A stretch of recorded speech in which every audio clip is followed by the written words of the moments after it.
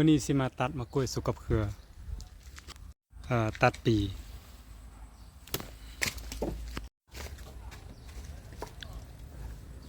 ตัดไกลนั่นนะวิธีตัดต้นกล้วยเนาะ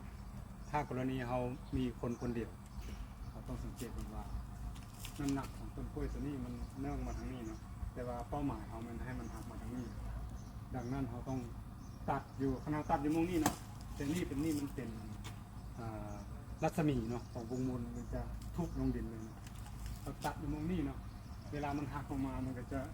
จิ้วลงมาอยู่ระดับนี้เนาะดังนั้นเขาคิดว่าตัดอยู่มุมนี้แต่เขาตัดทางนี้มันจะตกไปทางนั้นตัดมาทางนี้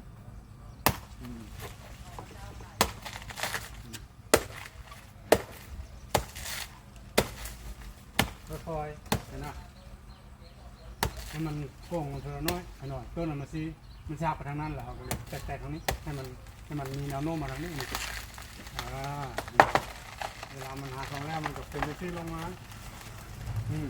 กรณีมันหักองศาเดียวมันจะประจำเห็นไหม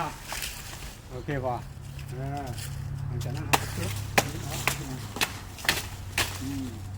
ใส่มุ้งลาวเข้าไป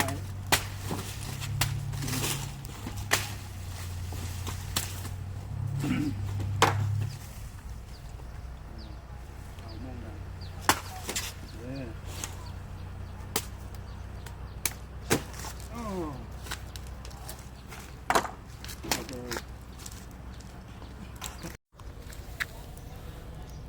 ตัดสำเร็จเนาะลงมาเลยสุกเกือบหมดเลยโอเคเป็นหยังข้าพเจ้าตัดต้นกล้วยเนาะต้องสำเร็จมันเนาะหรือว่าเราพยายามฟักให้มันมุนเพราะว่าต้นกล้วยเก่ามันจะส่วนหลายเนาะมันจะมีมีพยาธิต้นกล้วยเนาะมีหนอนหรือมีหนอนที่ว่าอยู่ในต้นกล้วยเก่านะดังนั้นเวลาเราตัดต้นกล้วยลงแล้วเราควรเอาหนีห่างจากต้นกล้วยเนาะจากกกของมันเนาะเพราะว่าย่านหนอนมันจะเข้ากับไปทำลายลำต้นอื่นเนาะนั่นแล้วก็เป้าหมายของมันเขาปักแบบนี้เนาะก็คือเฮ็ดให้มันต้นกล้วยมันเปื่อยไวเนาะเปื่อยแล้วมันก็เป็นฝุ่นใส่ดิน